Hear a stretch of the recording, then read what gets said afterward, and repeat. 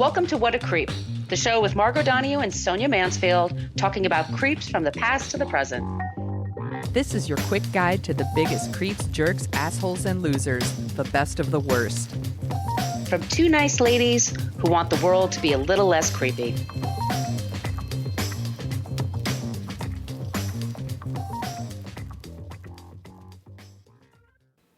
Welcome back to What a Creep. This is Margot Donahue, and my cohort in creepitude, as always, is the amazing Sonia Mansfield. Hey, Sonia. Hello, my friend. Hello, my friend. We are the podcast that talks about creeps from the past to the present. Today, we're talking about a present-day creep who served his time. I'm making that very clear. Mm-hmm. And we're going to be very careful about everything we say in this episode because this person kind of terrifies me. But just to let you know, at the top of the show, you can follow us on Facebook. We do have a basic Facebook page. That's where people go to complain about our language. Yes, we use salty language, and we do have to tell you ahead of time, even though it says so in the rating. But anyway. Yeah, fucking deal with it. So if you want to interact with us, and the place we're most interactive right now is in our Facebook group. So you just type in What a Creep Podcast group, ask to join. You do have to answer a few questions. Basically, you're not going to be an asshole. And then you can come and join the fun. And we do just talk about news and pop culture and things like that. We're on Twitter as long as Twitter exists at CreepPod, because somebody had What a Creep for 10 years and never used it. Creep. We're also on Instagram, What a Creep Podcast. And Sonia, are we on Threads at What a Creep Podcast? Yes, we are. Yes, we are. You can find us on all the things. Very, very exciting. Also, we have an old-timey email, whatacreeppodcast@gmail.com. You can send us your suggestions there for creeps and for non-creeps. Or if you would like some stickers, we do have some groovy stickers. Tell us your address. Give us your address. We will drop them in the mail for you ASAP. And I have a bunch going out today. So those of you that have been asking, they're coming. So, noise. Sonia, do you want to talk to them about the website? Yes, you can go to whatacreeppodcast.com, and it's everything you ever wanted to know about our show but were afraid to ask, as links to all of our past episodes, and in each of those posts are show notes because we source every single thing we do. We're not making this stuff up. It is all public record. And if you're looking to do a deeper dive on any of our creeps, that's a great way to do it. So go ahead and check that out. You can also... there's a link to our merch shop. That's where I was going with that. You can go and get some merch. We have t-shirts and tote bags, all kinds of fun stuff with our logo and things that say "Not a Creep" on it, whatever you want. There's also a link somewhere in there to our Substack. So if you want to sign up for our Substack, please do. And there's a link to our Patreon page. You want to tell them about that, Margot? Yes, I do want to tell them about that, Sonia. We have our first 8 seasons up there. Realized by one of our avid listeners that I didn't have my Louis B. Mayer. And I made sure to correct that problem. That was from season 5, and that's a really fun one. And we're going to be talking about movie studios next week, so maybe you'd want to listen to that one if you're on the Patreon page. Patreon, and I want to thank Crystal, Julia, Shane, and Heather, all of you, for joining us. Ooh, thank you. It just helps us with the cost for like the services for the news and the software and all the things. And like Sonia said, we pay for our sources. We believe in paying writers and people that do the work. That's how we roll. A little hint to next week's episode, y'all. Yeah, no kidding. And we also put out a bonus episode every couple of weeks. So thank you once again for those of you that join our Patreon page. But look, if money's tight, we totally get it. If you could just leave us a review wherever you get your podcasts, 5 stars would be amazing. Or it helps us find our people. It does help us find our people. And also on Spotify, I've learned how to leave questions and polls in there if you listen to us on Spotify. Good pods, wherever you are. That would be amazing. All right, Sonia. Yes. I think we've gone through everything. I think so. All right. Do you know who Anthony Pellicano is? The name is familiar to me. All righty. That's because possibly you saw a TV documentary from the New York Times and Hulu, and it was called Sin Eater. possibly Sin saw Eater. that. Yes. Yes. And it was on, like I said, Hulu. New York Times does these amazing documentaries. Anthony Pellicano was a private investigator to the stars. To the stars, baby. All those stars in heaven. That's who he was a private investigator for. He was known as a Hollywood fixer. I've never seen the show Ray Donovan, but supposedly he is one of the inspirations for that character in that series. Okay. He's somebody that all of the studio heads knew about, the big time entertainment lawyers, celebrities. We're talking, he worked with everyone from Tom Cruise to Michael Jackson, Chris Rock, Courtney Love, Sandra Will Carradine, ex-wife of Keith Carradine, Linda Fiorentino, she's in this story somewhere, Steven Seagal, John DeLorean. You going back in a DeLorean? I forget the line now from Back to the Future. You built a time machine out of a DeLorean? Out of a DeLorean? Yes, we're going to be talking about all of that. Let's get started. He, like I said, he just got out of jail in 2019 for all kinds of things like illegal possession of explosive firearms and a grenade. He's also been indicted for racketeering and wiretapping. Cool. He's a busy little beaver.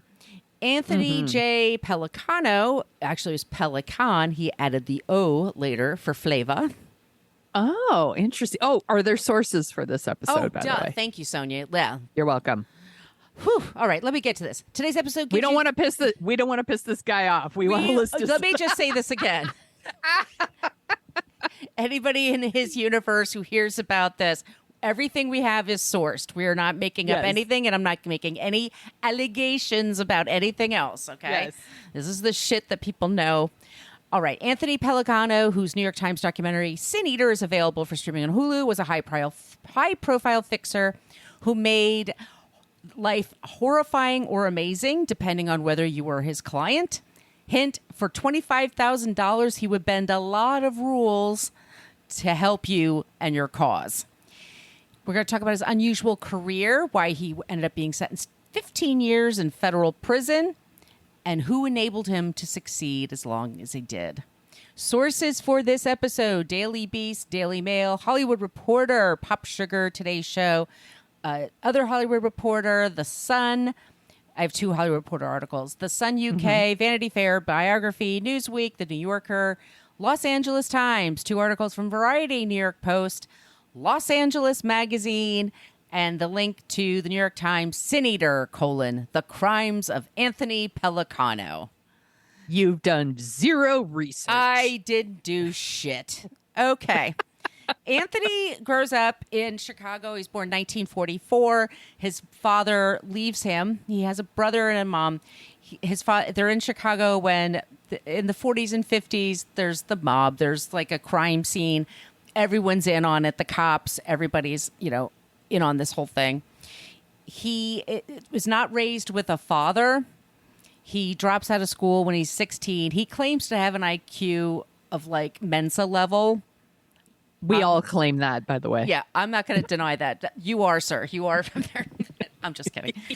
He served some time in the military as a teenager, and that's where he learned cryptography and cartography and all kinds of spy shit. That's what they called it, by the way. He got a medal that says spy shit on there. Spy shit. Yeah. That's the official name.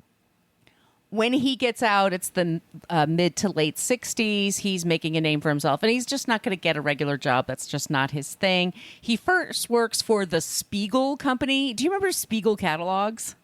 Spiegel catalogs. Not. I don't know if that's like an East Coast thing or not, but these are just like your Sears catalog, like all your other catalogs. You could buy a lot of shit from your Spiegel catalog. And people who were scofflaws and not paying their bills, they would go missing. He would go find them. It was a Chicago-based company, so he would go out and find them. His whole thing is that he can find anybody. He's relentless. He's also super duper into wiretapping, recording. He loves all the spy shows like Get Smart and Mission Impossible. Anything with gadgets, that's his bag. And he's into that way before other people think to use it for what they do.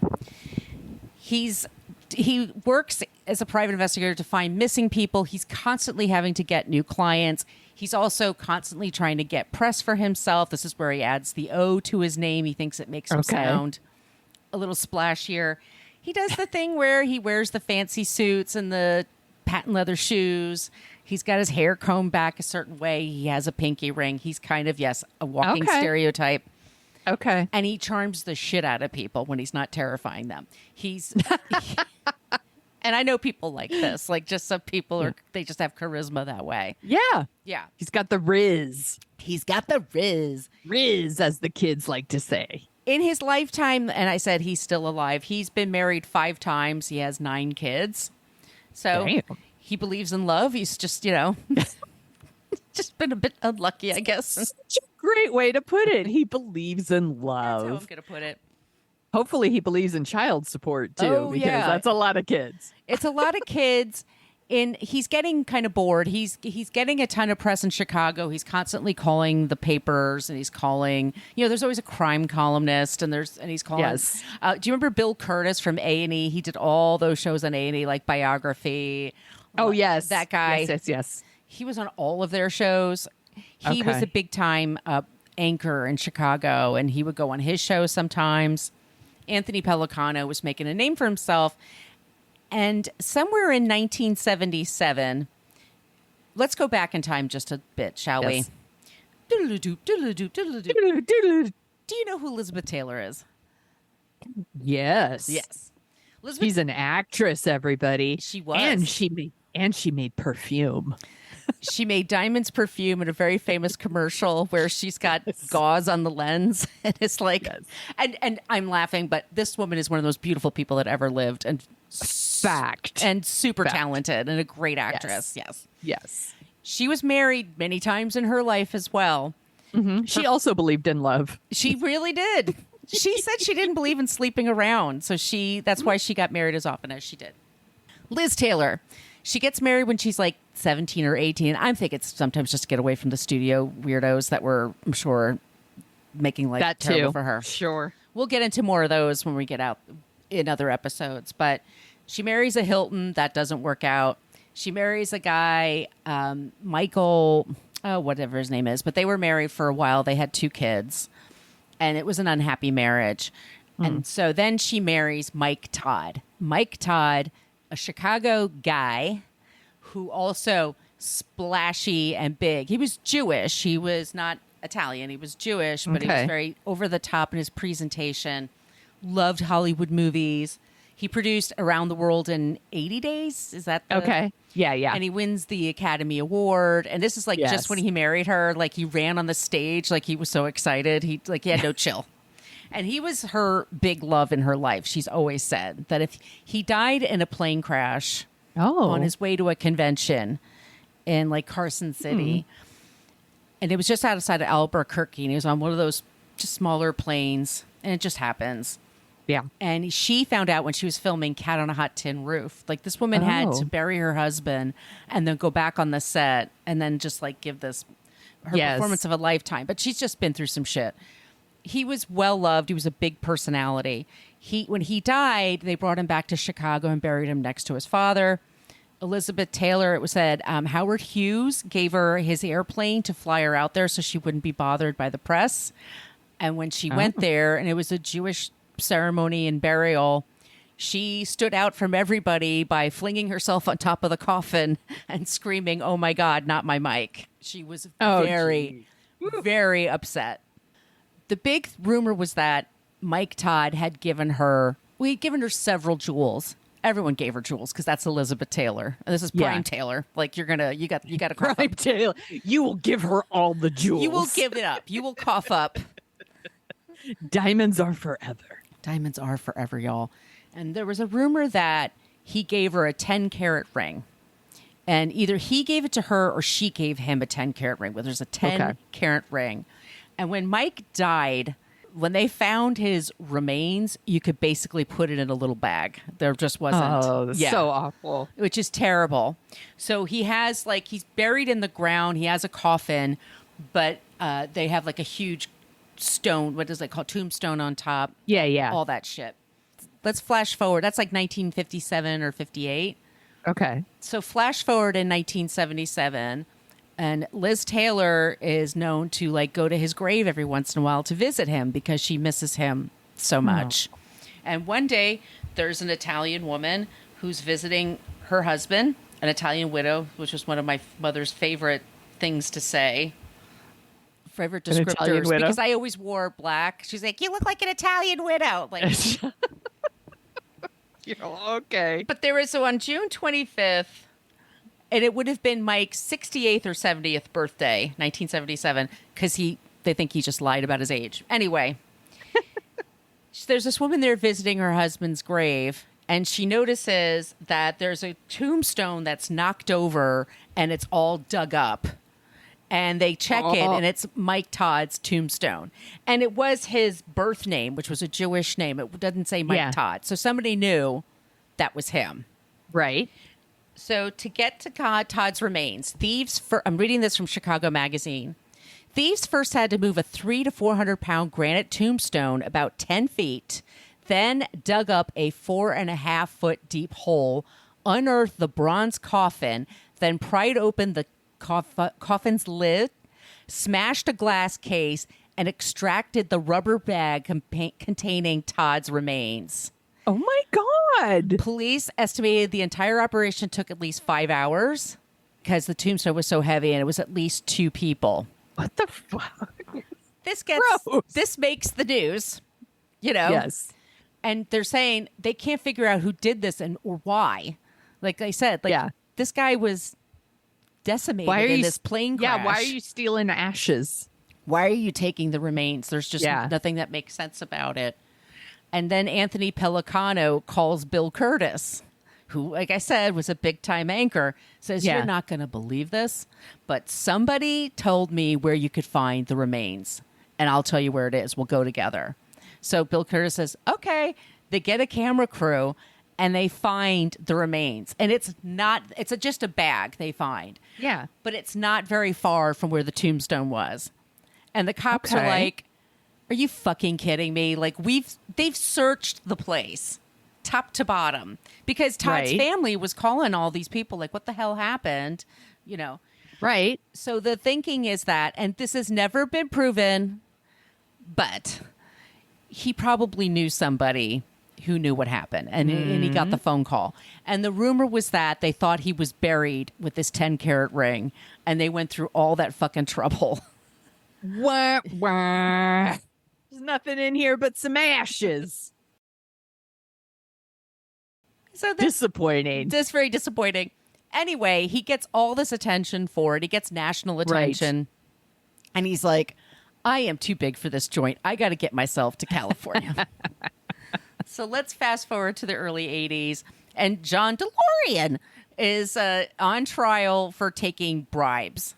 It seemed like an open and shut case. I can't remember that much about it, but I just remember my parents talking about it, and he was like on camera, like accepting it, like, oh, this looks like good cocaine. Sounds good to me. It was like that level. That's basically what I remember. Yeah. As well. So he's going, Bert Fields, excuse me. There's a lot of Bernies and Berts and Johns, and there's a lot, like Chris's, there's lots going on here.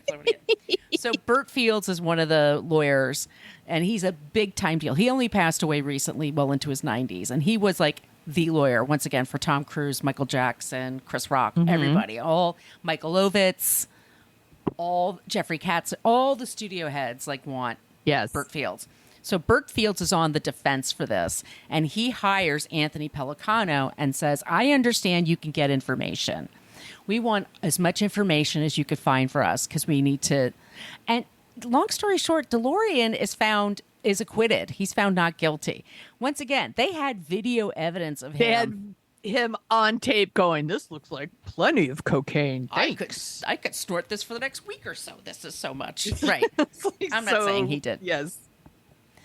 He comes to Hollywood, and Bernie is so grateful. Bert Fields, excuse me. He's like, all right, I'll hire you to this gig and that gig. And he starts to do like what he did in Chicago. He becomes friendly with reporters. He becomes friendly with cops. And he starts meeting studio heads. And he starts meeting famous people. And he makes this very astute observation with famous people. He says they're basically like infants and they can't handle little emergencies that pop up. They're like completely incapable. Like the average. Yeah. Okay. And he's not wrong. You and I Yeah. both been around enough of them that like, oh my God, Yeah. it's hot in here. Like, all right, we'll turn a fan on. What do you want? Like, Yeah, seriously, just watch the Smartless on the Road podcast and you'll see like Jason Bateman is like can't handle like anything and is obsessed with food. Like celebrities are beautiful weirdos. they're gorgeous weirdos. That's a way to put Yes. it. And he figures this out. So celebrities like Tom Cruise, let's say you're Tom Cruise and you want to divorce Nicole Kidman. You've been married for almost 10 years. It's 9 years and TikTok counting. And Scientology allegedly wants you back in the fold, full time. You record her calls and you record her calls with Tom and with other people. And they found some dirt on her. You can find dirt on anybody.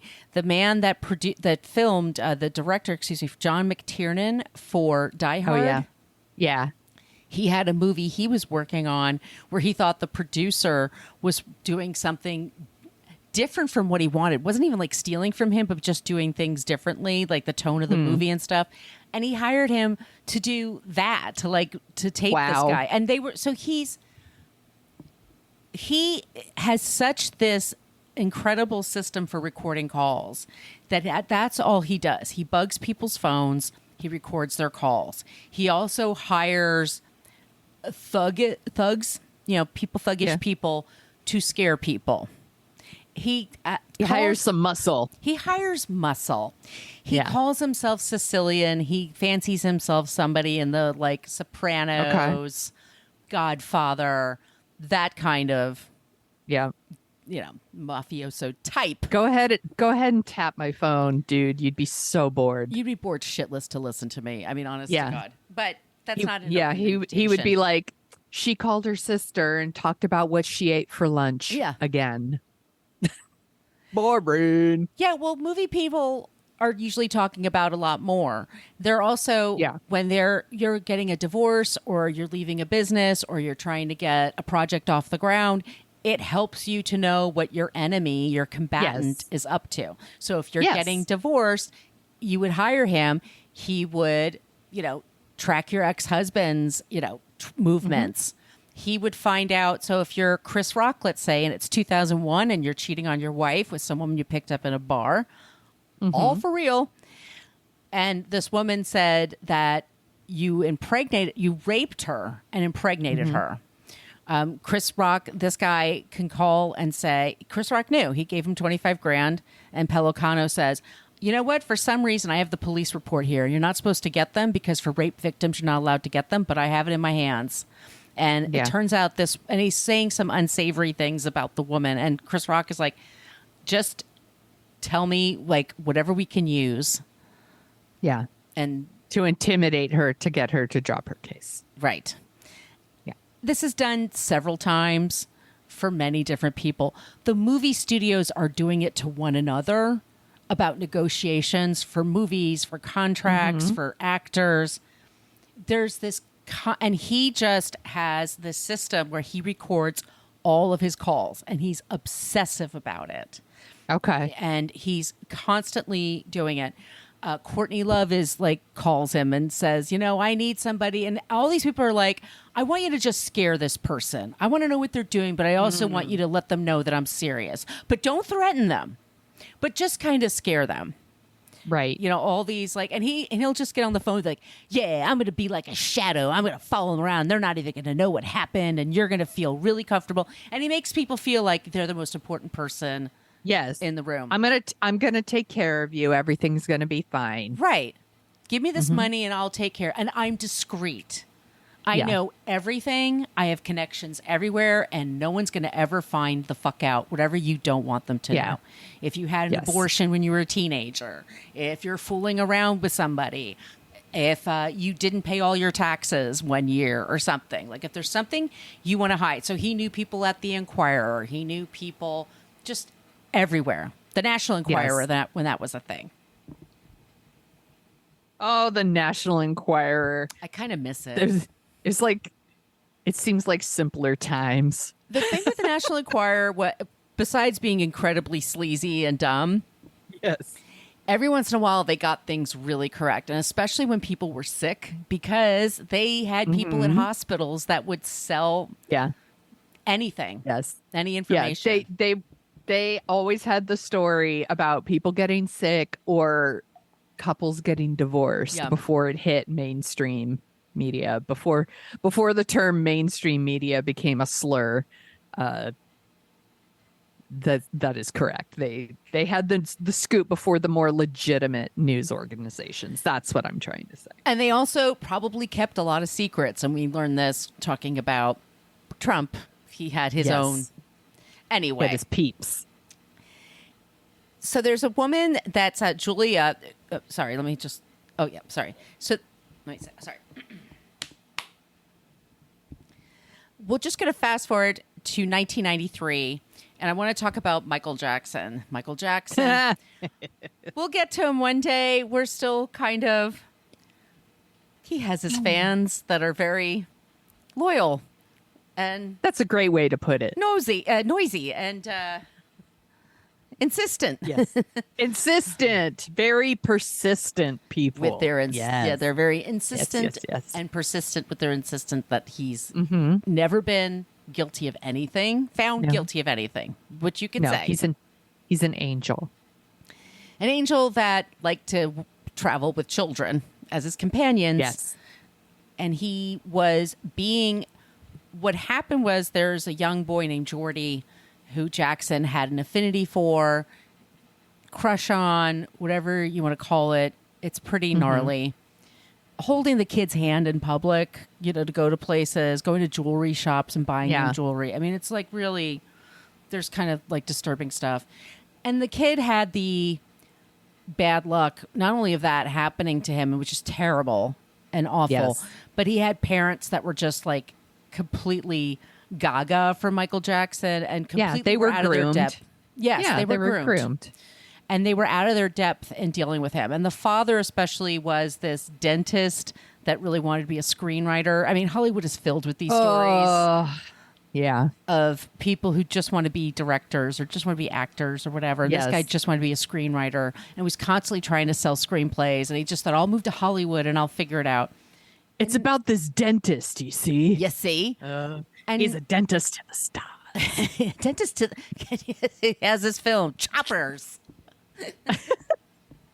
Famous celebrity teeth. Funnily enough, Anthony Pellicano, by the way, is totally addicted to chiclets. Like he just constantly like chomping on the thing of chiclets, like popping them in his mouth. Anyway, he accuses Michael Jackson. Well, his family sues Michael Jackson for molesting their son. And the word goes out, like Michael wants to get the dirt on these people because they're asking for a certain amount of money to stay quiet. The father is also also asking to be able to submit screenplays to me. What a fucking asshole. I know. It's a fucking mess.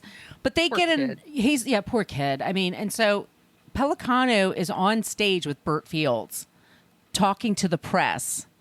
And Diane Diamond, do you remember her? She was on like Current Affair. She was, yes. She talks about this. Like he's on stage saying like Michael's being attacked and he's a public figure and people just want to take him down and we're going to be, and their whole thing was to terrify people. If you were my enemy, if we were going against each other in court or anywhere, I'm going to take you down. I don't give a shit if it hurts anybody's fifis. Like that's not about, it's not about that. And they found enough dirt that they negotiated a settlement. And and Pellicano supposedly said it to Michael Jackson, if I find anything out I don't like, I'm going to get out of this. he's just Catholic enough to care about that. Sure. Right.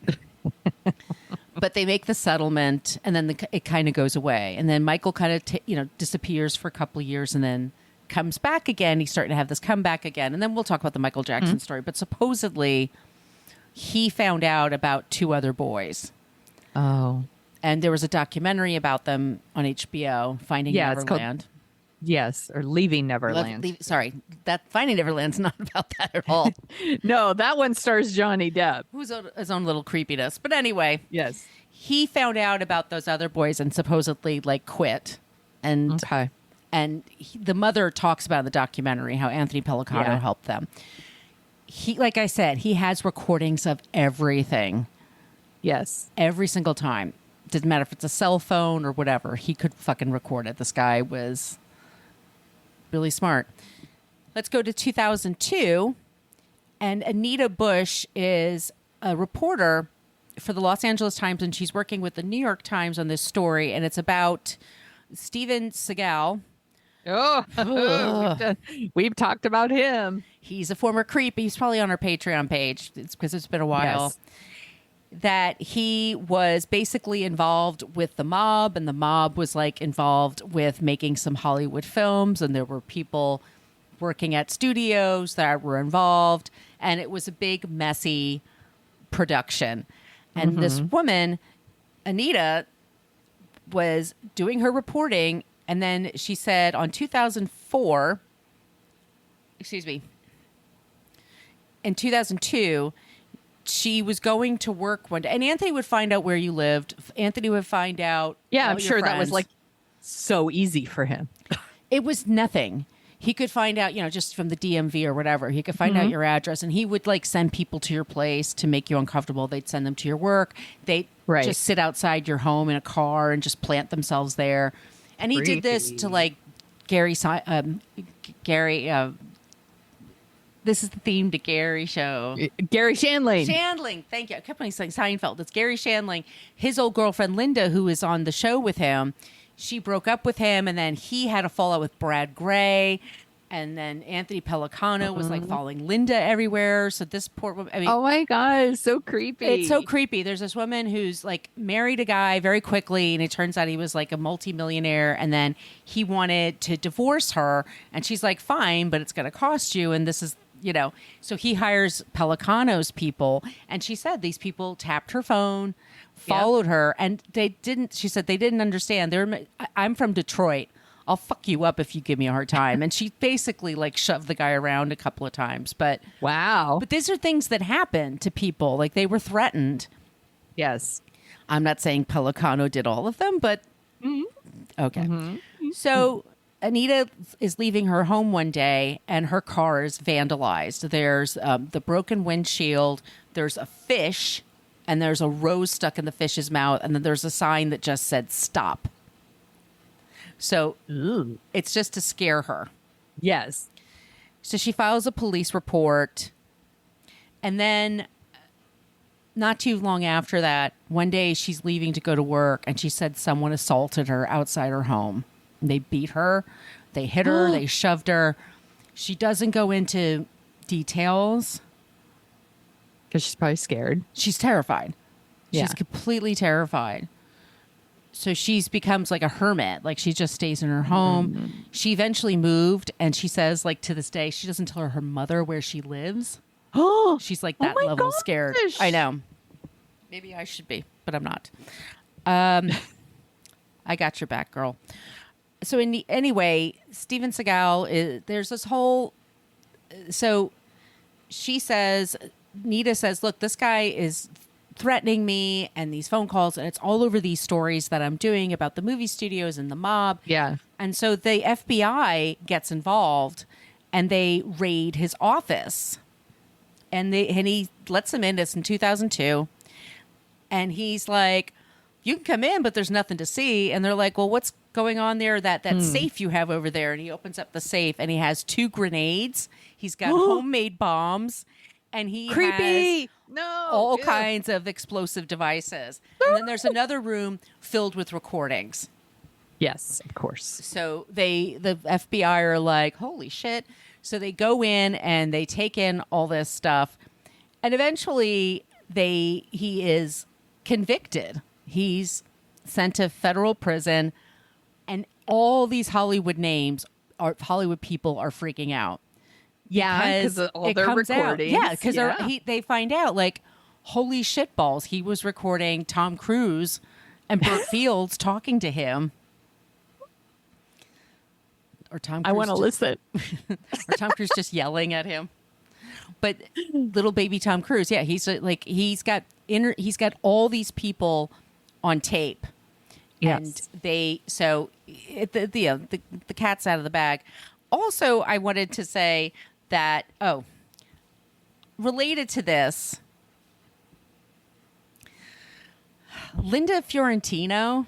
actress Linda Fiorentino from Jade, from The Last Seduction, Men in Black, the first Men in Black movie. Yes. It's in the mid 2000s. She wants to write a script about Anthony Pellicano. She's like obsessed with the case. And she starts dating an FBI agent, and his name is Mark Rossini. And she starts saying to him, like, oh, you're in the FBI. What's that like? Do you know about Anthony Pellicano? And he says, yeah, actually, I do know, like, I've seen the case files, and it's really interesting. Mm-hmm. And she was like, oh, I'd love to see those case files sometimes. So this guy, like, let her look at them. Oh my God. That is... Sure, Linda Fiorentino. Here, just look at these FBI case files. What could possibly go wrong? Rossini had to resign from the FBI, and he had served for 17 years. Hope it was worth it, dude. And he had 12 months probation and a $5,000 fine, but he kind of lost everything after that. Sucks. Well, you made your choice, sir. Yes. So Pellicano is in prison until 2019. He comes out, and Burt Fields, like, creates this trust fund for him. Please don't release any tapes. Yes. And it's apparently had millions of dollars, like enough for him to live on. Yeah. But sad to say, he lost his private eye license after all of this. Are you sad to say it? So Anthony does not... He admits that he did illegal things. Mm-hmm. He admits he taped people. He gets very defensive if you tell him the names of lawyers and say, weren't they criminals too? He'll like, no, they were not. And even if they're dead, he won't say it. He makes a big deal about the fact that he says he destroyed all the tapes. I don't think he destroyed. I don't know. That's his leverage. I think he's bored. I think all of his friends have died or have let, like Brad Gray died. Yeah. Gary Shandling died. They weren't friends, but all these people that were associated with him, Burt Fields just died recently. Like all these people that used to know him are gone. And his just style just doesn't play anymore. I mean, with the internet, we are better at bugging ourselves and hacking people. We're all telling on ourselves all the time. Really, yeah, exactly. So for something of this kind of service, and also there's just like less shame to things. So that you can't get people for certain stuff. So anyway, he's living a quiet life in California. He plays up the fact that he's like Sicilian. He keeps his secrets, but I never heard anybody that was innocent. And the reporter from the Los Angeles Times would like to have a word with him about that because, like I said, seriously, she still lives in fear and still lives terrified. But that's our story today. This is our Hollywood creep, Anthony Pellicano. We didn't even have to do a trigger warning or anything. Yeah, what a douchebag. He's a total douchebag. Good job, Margot. Thank you. And everything is source, sir. Everything is in the show notes, everybody. So just like I said, you could, but it's wild to see like Mike Ovitz used him, like all these people that have so much power still wanted that thuggery to dig up. Yes, to shit. get someone to dig up some shit on people and get them to blackmail them to do what he wants them to do. Right. Blech. Do you want to hear about someone who's not a creep? Yes, I do, but hold on a sec. Okay. Let me get my water.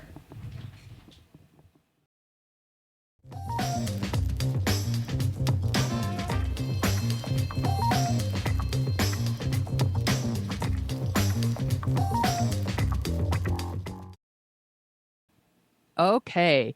Do you know who Earl Stanley Gardner is? No. Okay. He was a lawyer and an author. He wrote more than 100 detective and mystery novels.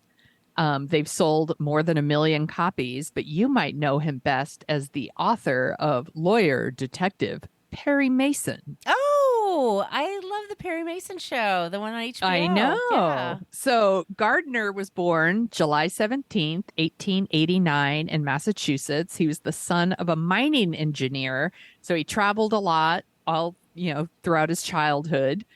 He eventually settled in California where he worked as a typist at a law firm. And then he learned a lot about the law while he worked there. He didn't go to law school really, but he took the bar and he passed. Oh, wow. Yeah. So then his big thing was he would take on clients who were poor, who couldn't afford lawyers. He wasn't a public defender. He was someone who took on clients that couldn't afford a lawyer, and he specialized in helping people who were immigrants to the United States. So it was a lot of Hispanic people and a lot of Chinese. And he was known for this like cross examinations. He was very good at like anticipating the tactics of his opponents. And he became like very successful doing that. And he was known as like a hero in the poor and immigrant communities of Southern California because he actually cared a lot about helping people get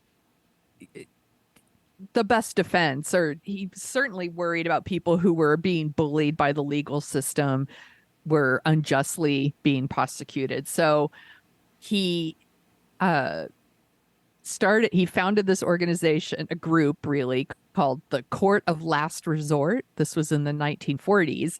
And it was an organization that was dedicated to helping people who were wrongly jailed or couldn't get a fair trial. He devoted like thousands of hours to this, and he brought in like other people, like friends that he met, like in forensics and legal and investigative communities. And he was able to help all of these people by writing for pulp magazines. So he was writing more than 200,000 words a month for pulp magazines to pay for helping these people. And in those stories were Perry Mason stories. And he then like they turned into novels. So it was like The Case of the Velvet Claws and The Case of the Sulky Girl and stuff like that. I think there's 8. Sulky or silky? It says sulky. Oh, I like sulky. I'm a sulky girl. Yeah. He's written a ton of Perry Mason novels. They've been adapted for radio, for television, for motion picture. It looks like I think there's 82 Perry Mason novels. There's 4 short stories. There's the long running radio series, and of course there's the show, the one with Raymond Burr that was on in the late 50s, early 60s, and then there was another one in the 70s. There's a bunch of TV movies that ran from 85 to 95. And now there's the new Perry Mason on HBO that Margot is like super into, and I haven't started watching yet, but she really likes it. He also wrote a book based on the Court of Last Resort, and it won an Edgar Award, which is an Edgar mystery. Allan Poe. Yeah. And that was actually made into a show called The Court of Last Resort in the 50s. He apparently also had a lifelong fascination with Southern California, with Baja California, and he's written a ton of nonfiction travel stuff about that.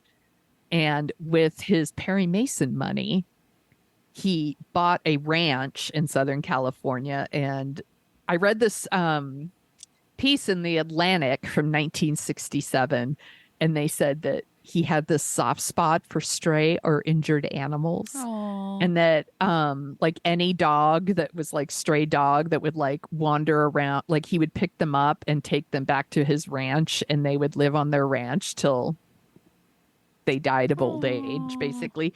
And it was all kinds of animals. Apparently he had a whole like a big like enclosure for like injured like squirrels and chipmunks and stuff like that too. And I was like, that's so amazing. I picked him obviously because Perry Mason's like a detective and a lawyer, but also helping all of those people. He died of cancer in 1970, and then his ashes were scattered all over Baja California, all over the chipmunks. But he sounds like a really interesting character, and that I don't know. I love that he started writing as a way to pay for helping other people. No, that's amazing. He's philanthropic. Yeah, exactly. And there's in that piece in the Atlantic, they described him as he was restless, a romantic, an adventurer. He was hospitable and generous, impulsive, a hard worker, but he interested more than anything else in the individual human being, whoever he may be. Aww. So I thought this was a very interesting, not a creep. So it's Earl Stanley Gardner.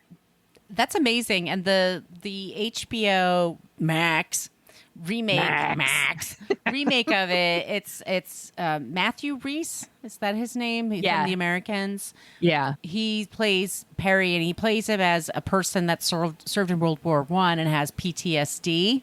But he tries to help, he struggles with that, but he also helps people. And then his Della Street in the HBO show Max, she's a lesbian. Ooh, so it has like that whole level of sexiness to it. So anyway, good job, Sonia. Thank you. If you enjoy the sound of our voices, and why the hell wouldn't you, we also co-host a show called Dorking Out, where we dork out about movies. Currently, we are dorking out about, what did we just talk about? Total Recall. I couldn't even recall it, Sonia. Hey, 2 weeks. 2 weeks. Bye. So we just talked about Total Recall, but we're going to be talking about this weekend is Zodiac, the 2007 film. I watched this the other night and it terrified me again. Yes, it is. It is so good. It is such a good movie. But we're talking about it because we also watched the documentary on Peacock called The Myth of the Zodiac Killer, and there's a lot to talk about, so I'm excited. There's much to discuss, so we're going to have a good time with that. And then next week we have a cool topic. We'll bring that up next week on the Facebook page first. Yes. But please follow us in all the places we mentioned at the top of the show and offer us, your suggestions. We love it when you use the Annie Potts gift. We got one from Ghostbusters, but you could just be clever and use any old thing that you want. Also, Sonia, where can they find you?